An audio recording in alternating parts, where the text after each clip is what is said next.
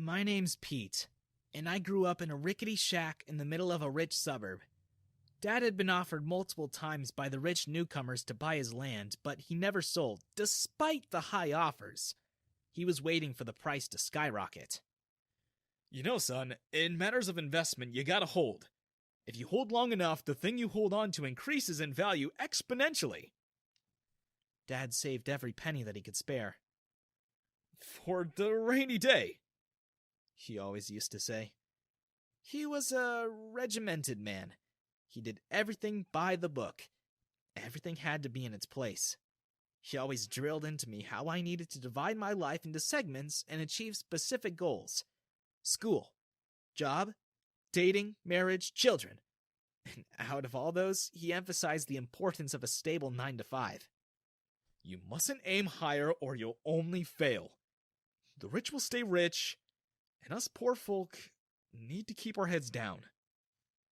For all his steadfastness, what he forgot is that the house's value could also go to the complete opposite way. Thanks to an ingenious scheme that our rich neighbors came up with, our plot of land became wetter and wetter every year. The first house to do it were the Manderleys. They were a bunch of snobs who came down from the city when they heard our school district was the best in the country. Mummy, who are those poor people living next to our mansion? Shoo! Son, don't look at them! Poverty is contagious! Oh. They made a canal where their sink water was dumped into, and it all flowed into our plot.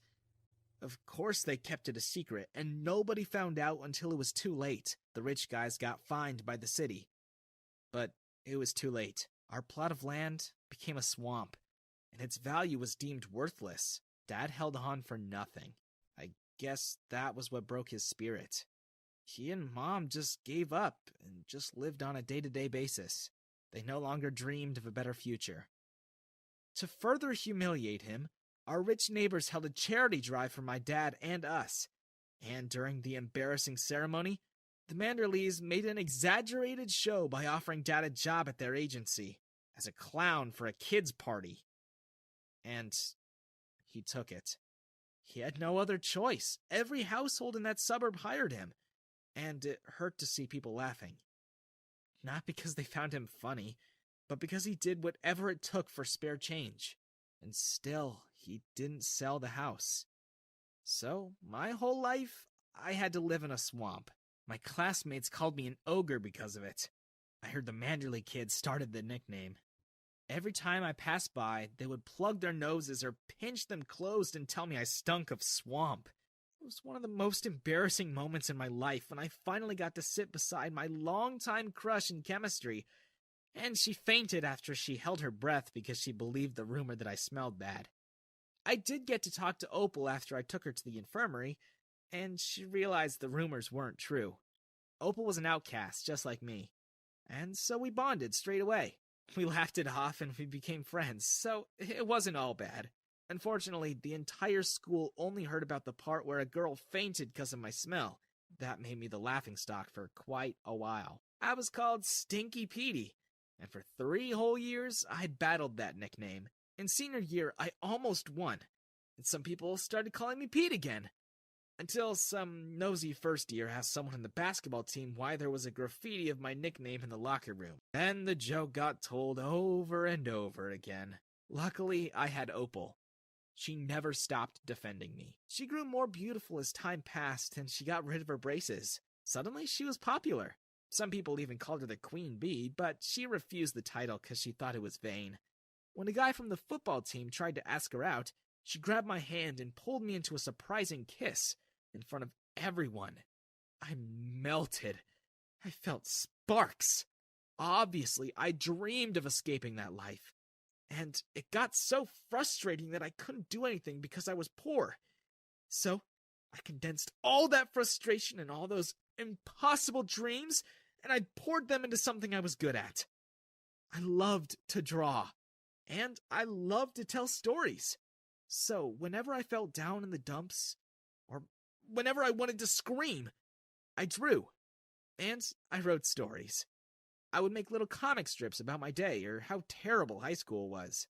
And when Opal and I got to hang out, She would beg me over and over until I finally relented and showed her the comics for that week. She would laugh at all of them, and she would feel bad for the main character when the story was a sad one.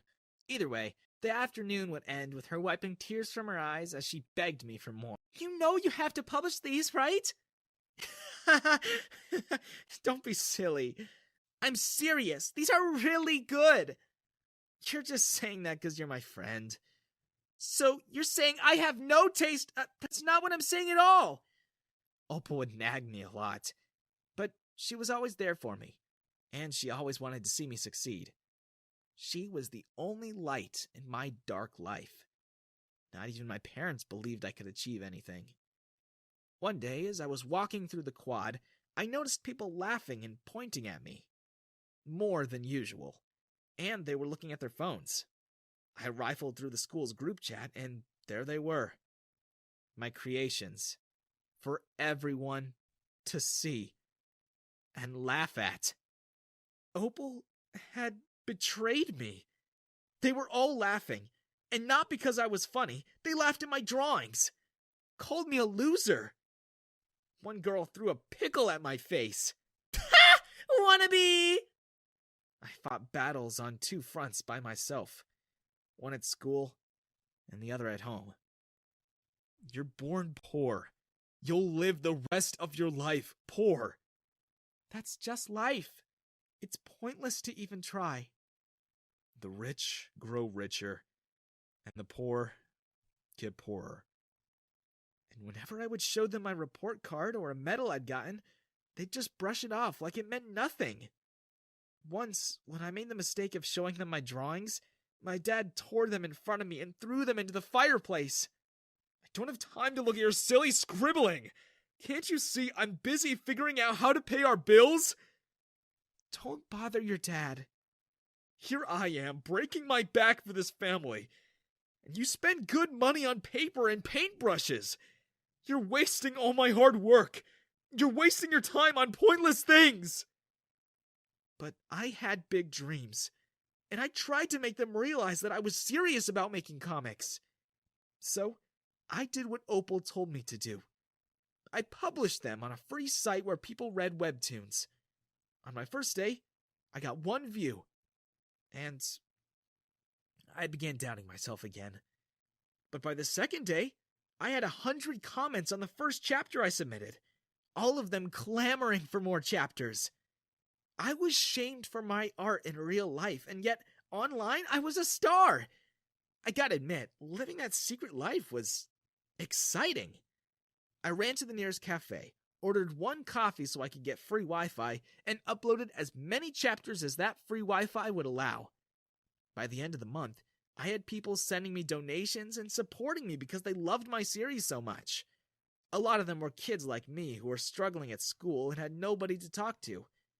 At first, I only got something like $100 a week, but then my account grew. After a couple of months, I had over 100,000 subscribers. The money was pouring in. There were donations, tips, subscriptions to my Patreon. I was finally able to make a living out of the thing I loved the most. And the best part? The hype got so big that Getflix wanted to make it into a show. But it felt hollow. Opal was the reason I kept drawing, and she wasn't with me. Hello? We wanted to get your answer about Getflix acquiring the license for your comic strips. We'd love to start shooting the series as soon as possible.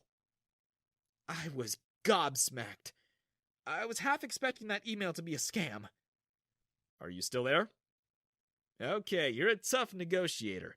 I said 300 grand in the email, but we can go as high as $500,000 for the first season. Sound good? They paid me up front, and I couldn't help myself. I called Opal. She congratulated me, and then she broke down sobbing.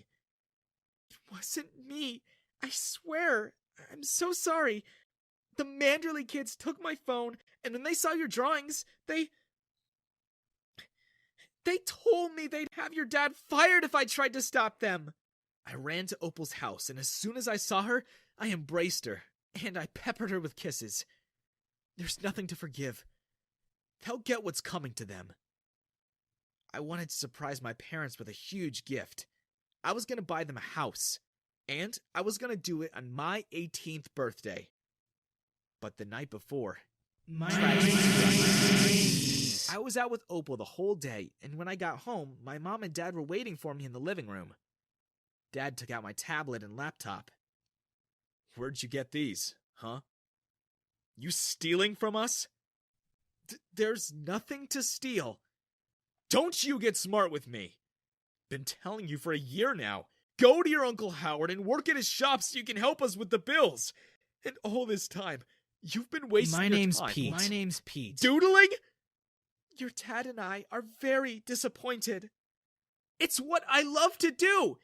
It's my passion, and it's gonna be my career. What? Selling scribbles? Wake up, son. You're poor. Your parents are broke. And you will be broke just like us. So, stop struggling. Instead of wasting your time, if you just go and work for your uncle, he won't pay you much, but you need a bit of reality check, Peter. You can do nothing on your own, so you might as well help us. I grabbed my stuff from my dad and stomped up the stairs. You better be ready to sell those gadgets if we come up short of the bill this month. I couldn't take it anymore. I packed my bags and snuck out when they thought I was asleep. I took a cab to the fanciest hotel in the city, and I splurged for the very first time in my life. I got myself the presidential suite. I tipped every waitress at the Japanese restaurant $1,000, and by the end of dinner, they were feeding me by my hand. I had trays upon trays of dessert sent up to my mom, and I lay on the most comfortable bed I'd ever laid on, surrounded by 30 different dishes that cost over $10,000. I woke up early and went straight to a real estate agency, and I saw that a mansion in the same street as our house was up for sale. And I had a wicked smile when I realized that it was the neighbor who was the first to dump water into our lot. I couldn't help but be tempted by a double revenge. As soon as I got home, Mom and Dad began asking me where I'd been. I ignored them. Instead, I started putting my stuff into boxes, and then I moved them to the curb. After a while, the moving company I had hired turned up, and they started moving the boxes and carrying them next door. What are you doing? You said I can do nothing by myself, so that's what I'm doing. A very, very sweet nothing. I flashed my bank account at him, and his jaw fell to the ground.